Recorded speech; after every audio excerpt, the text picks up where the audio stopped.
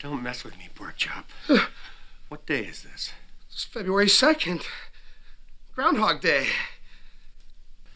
You know, I thought it was yesterday. Oh. Welcome back to Thinking Critical. This is Wes, and I have been waiting to do this video for days now. I talked to my good friend Yule Carter from Fantastic Comics and said, I want to talk about Brian Michael Bendis, creating more stuff in the DC universe and why I think it's a bad idea. And he said, listen, I'm moving shops right now, but I would like to talk about it. Can you hold off? So I've been champing at the bit for days now to talk about this. We're finally here. He's got a break in his moving schedule to talk about, Bendis in the Gold Lantern Corps. How you doing, Yule? I'm wonderful. Thanks for having me on so I can rip on Bendis with you. Yeah, well, we're definitely going to get to that. If you enjoy what Yule Carter says, he's got his own YouTube channel called Fantastic Comics. That video, the link will be in the video description, as well as his pro wrestling podcast, The Wrestling Council, will also be in there as well. If you can't get enough of Yule here on Thinking Critical, he's got a couple more platforms that he's on very regularly. So, yeah. When I talk about Bendis' time at DC, I think it's been 2.5 years now. It's been universally, like panned, loathed. It's there. I can't think of one really good thing that he's brought into the DC universe, but they're giving him more free reign. He's now adding the Gold Lantern Corps into his Legion of Superheroes comic, and I can't wait to review it because people are going to want to hear me like dog on what a terrible idea it was and how he executed it so terribly. Are you excited for it? Is it going to bring new people into your store for Bendis' take on the Gold Lantern Corps? I don't know if Bendis is actually a draw as much as DC thought he was up front. But I do want to tell you what Bendis has brought that is worthwhile in the DC universe.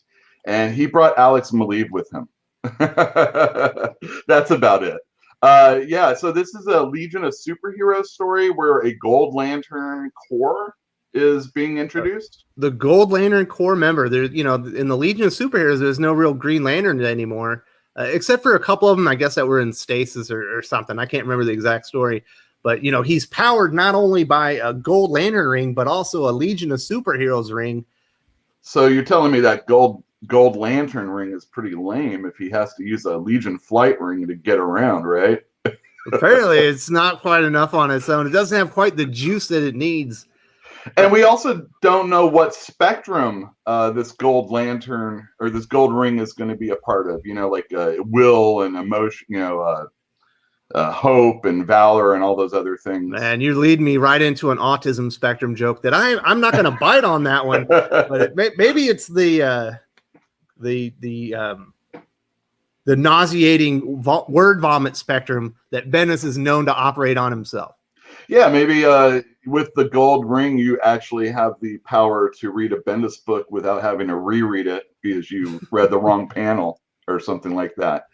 Yeah, the Legion of Superheroes has been a real disappointment for me. A few years ago, I had heard, I don't remember where, the rumor was that maybe Jonathan Hickman was going to be writing Legion. And I thought, we do know that he did a pitch.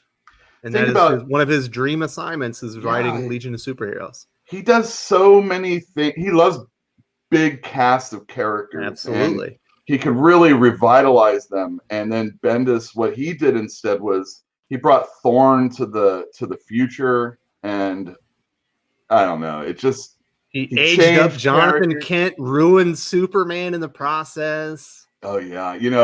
As I've been moving stores, I found all the hardcovers that I had set aside for myself for the Tomasi Superman books. Oh. And it just made me cry thinking about what's happened. That was such a good series. I know a lot of people have lamented that, but it was a really, really great series. And then Bendis comes on and just changes everything.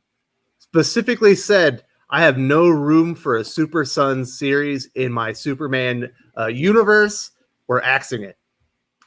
Well, I mean, if John Kent going to the Legion was something I really wanted to see, him getting rid of the super, and it was executed to how I wanted it, and so many other people, maybe his coming on and doing, getting rid of the Super Sons wouldn't have been that big a deal. But, with everything, that, and then bringing in a new character that destroyed Krypton, and all the other things that have been, Lois destroying the marriage, making Superman look like a cuck. Exactly, all that stuff. Yeah, that's what I was actually going to say. Trapping Jonathan Kent on a planet with versions of his parents that torture him for 7 years. Well, and Jor-El, who, not everybody necessarily loved the fact that Jor-El was a character again, but they spent a lot of time working on that in Action Comics. Yeah. And, then again, just like that. Oh, I'll take not a villain anymore. Yeah, exactly. I'll take my grandkid away and going on a road trip. Yeah, it's all that stuff, Oh, even I'll take your wife away too, and then she'll return mysteriously and not even tell Superman or Clark that you're back in town or anything. While like she's that. canoodling with Lex Luthor. Yeah, all that stuff, and it's just man. He did this with Avengers back in the day when he did Disassembled. He also told fans that if you don't like, this is a refrain that's been uttered a lot these days. If you don't like it, just read the old stuff, because if you like the old Avengers, those stories are still out there. But if you want to read what I'm doing, you got to get on board, and you got to accept Spider-Man and Wolverine, Luke Cage all being in the group and stuff like that.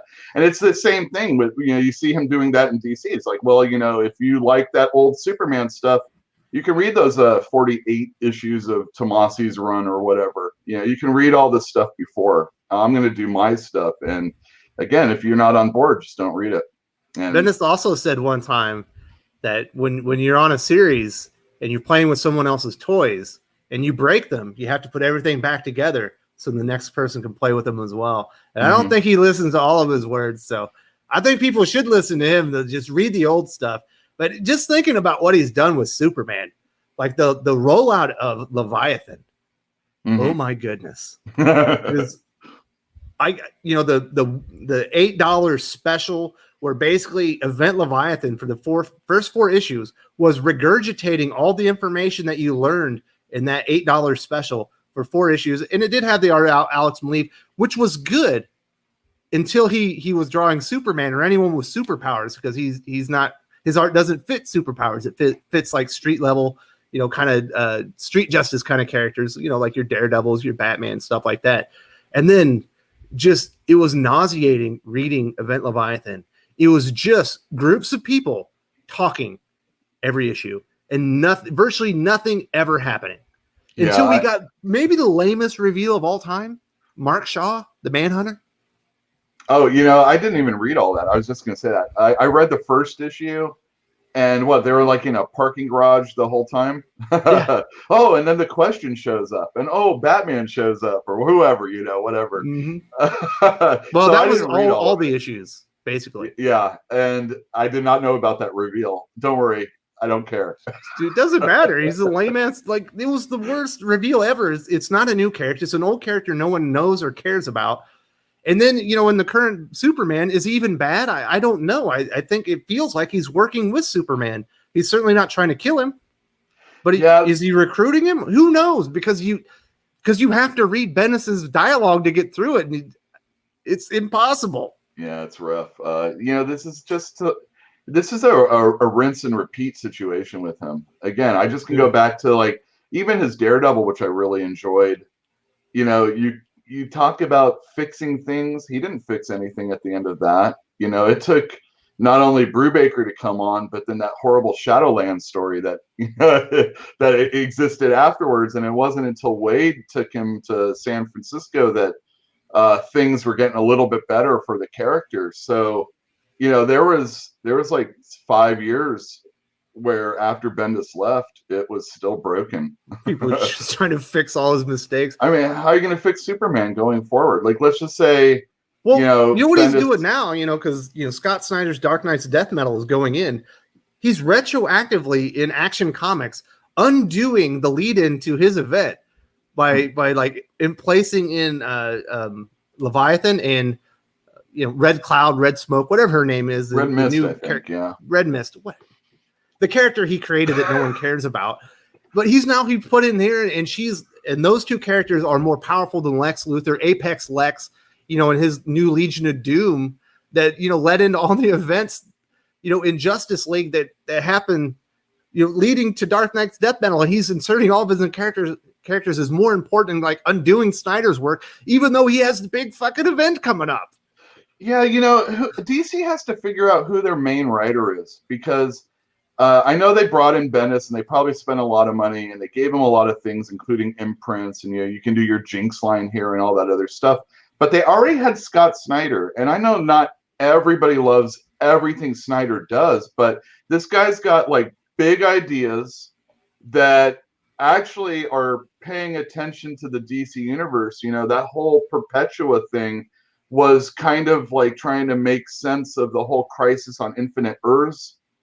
She has sons and they created this and these guys did this, and they're kind of warring against each other, and he created a new character so that it would explain old stuff that doesn't really get addressed too often. I know not everybody liked the Source Wall being destroyed, but again, that was something that existed. We all know the Source Wall. We know this thing. But Bendis, let's add a new character and let's change the motivations of the characters. And let's take people out of the continuity they're in and place them in another one. And I'm going to do whatever I want, whenever I want. So and then you have King, and then you also have I wouldn't say Tynion's like in the same level. Tynion's like Snyder's buddy. They work in conjunction. He's a good writer. I'm just saying they haven't given him the keys to have like a real event or anything like that. And then Joker War. Yeah, exactly, until Joker War. That's true. So like DC really has to figure out who their main architect. I mean, then where's Jeff Johns also? He'll do Shazam or something right now. But and 3 Jokers, going back to Jeff Johns again. Or to Batman again, I mean. Who is your main writer? Who is your guy that you're like, man, I am going to put all of my effort in this one person because they know the vision that we want to exude out there, that we want out there, so that people will get interested in our product. And again, don't screw up something that's been going on. Bendis coming in and just undoing the big events. Why? Well, you talk about his Jinx World. We're not even going to get into that because I don't think any of those comics ever sold above like 12,000, and all of them were under like 7,000 by the time they kind of stopped them. But you think about Wonder Comics, Young Justice is a big title that has a severely popular animated series that people are interested in. People should be interested in a Young Justice series, and he ruined that one too. He's just, why do they keep letting Brian Michael Bendis write teen characters? They all sound the same. They're all whiny doofuses that no one's ever going to like. Like his Wonder Twins, which he didn't even write. I guess he's just the architect of Wonder Comics. Like Mark Russell with the weird space orgy in the first issue. Like, get out of here. This is supposed to be for teenagers, man. The only one that actually made any noise and he can probably be proud of is Naomi. And she's a derivative of all the other characters he's already created to begin with. Yeah. And not only that, but she has to have like the tenuous connection to Superman also. Yeah, you saw the cover when she arrives in Action Comics, and it's Superman and Batman behind her, looking in amazement at how great and powerful she is in comparison to them. Yeah, is there a Marvel? I wonder. I don't think he has done that. If there was like a Marvel equivalent to Naomi. I guess like Riri Williams. Yeah, I forgot about Williams. Her. Yeah, that was like at the very end. That's like his new thing. I want to create this young woman character that's going to be all super better than everybody that came before her, kind of thing. And all the characters around him just talk about how amazing they are. It's like, oh my goodness, she's perfect. Yeah, she's perfect. She's the best ever. All of the Young Justice are the best ever. But Teen Lantern was the one. She hacks into to Oa's power source and creates her own. She got like a gauntlet now that everyone hated when Hal had it, and reusing a bad idea. Creating a new Earth Lantern when we already have like 8 or 9 of them to begin with. Oh yeah. Why is it always an Earthling? And why wasn't that the Gold Lantern then? Well, yeah, speaking of lanterns, like that was a cool idea. I remember when they introduced all the new lantern cores. Like that was awesome, and it led up to so many awesome moments in Blackest Night when you finally saw what all of your favorite heroes, which spectrum they were on, which ones were Hope, which ones were Greed. The Scarecrow, obviously he would be the perfect Yellow Lantern, and you got all these great moments. I believe it was Superman that he ended up being. Was he Indigo or Blue? I can't remember. I think he was Blue. Maybe Lois was Blue and he was Indigo. But it was awesome. There was all these great reveals, and it was like. I remember getting goosebumps reading that and seeing all these things happen. And it feels like it's all been watered down now. And, speaking of Scott Snyder, he was kind of the first one to do it when he introduced the ultraviolet core, the spectrum that you can't see. Like, yeah, so lazy. Yeah. It again, I'm giving Snyder a pass because he's building on something. And that's, I don't know, maybe the ultraviolet wasn't so great. It was definitely nebulous and not explained quite as well as it needed to be. Well, at least that fell in line with the other like lantern like colors and stuff, except for white. Right. Exactly. Yeah. Yeah. But again, we look gold at Bendis shouldn't be in there. There's no gold in those spectrums. Yeah. He's just making shit up. And that's the thing, he again. He just does what he wants to do and is allowed to do whatever he wants to do. And I don't know who's in charge at DC. Oh, it's just Jim Lee now, right? Jim Lee now, yeah. Well, wow. Bob Harris, I guess, is still the EIC and the senior vice president. Bob Harris wasn't around when Bendis came by. That was all. Yeah, he was. He's been he's been like the EIC there for like 10 years, but he never talks. I meant at Marvel, actually. I'm thinking like. Oh, well, he was definitely at Marvel before, but I'm not sure if they're at the same time. I know he hates Mark Waid. I just don't see why. We could do another video later on that. I just don't know who at DC had such a passion for Bendis to bring him on in. They saw him as the savior. Well, it was Didio. But he's Jeff Johns. He had Scott Snyder. He had Tom King. He had all these people. I mean, they signed Tom King to an exclusive the minute like the first issue of Vision came out. They're like, we got to keep this guy forever, or at least. Well, Vision, of course, was on at Marvel. I think you're talking about Mr. Miracle. Well, he was doing Vision and Omega Men at the same time, and I think that first issue of Vision was so good that DC said we got to lock this guy up. Oh, I got you. They didn't even want him to give him a chance. Right, exactly. And so he was allowed to finish his Vision series over there, but then he was doing all his other stuff at DC. So DC already had what they thought at the time were really great creative writers, at least those three. And then, Tinian and, some of their other guys or people that are writing for them. I just don't know why they needed Bendis. Did they just say, man, we just need a lot of titles and we just need to the way it was explained to me was that Bendis told them that he could bring over some of Marvel's success, that he would bring over some of their creators, their editors that had been successful over at Marvel at relaunching series. He would bring them over and get some of that Marvel, some of their numbers. But, DC's audience and Marvel's audience don't really, they're not exactly 100% the same. And DC was already spent at Marvel anyway. Like, look at Civil War II. Everyone hated that book. Mm-hmm. Yeah, I think they were ready to get rid of him at that time. And DC backing up the truck full of money, Marvel's like, go ahead. And go ahead. I was told beforehand, I think they might even said it in an interview, that the next event after Snyder's is going to be a Bendis event. Hope that's got to have changed by now. That's crazy. Well, before COVID had come, there was a new Leviathan series starting up, if I'm not mistaken. Yeah. And so they're just going to keep it. They're just going to keep doing it with him. Well, you know what? You got to, if you're going to have a decision, it's better to go for it all the way, I think, rather than, just hesitate all the way through. And I guess Bendis is the way of the future. As long as he's writing Superman, though, I know I'm not really into reading it. Nobody is. Or Gold Lanterns. Nobody even reads any of his books. It's crazy, but we're about out of time. I think we've covered this enough. It's time for Bendis to stop creating anything new in DC Comics and just kind of be put in the corner until his contract runs out.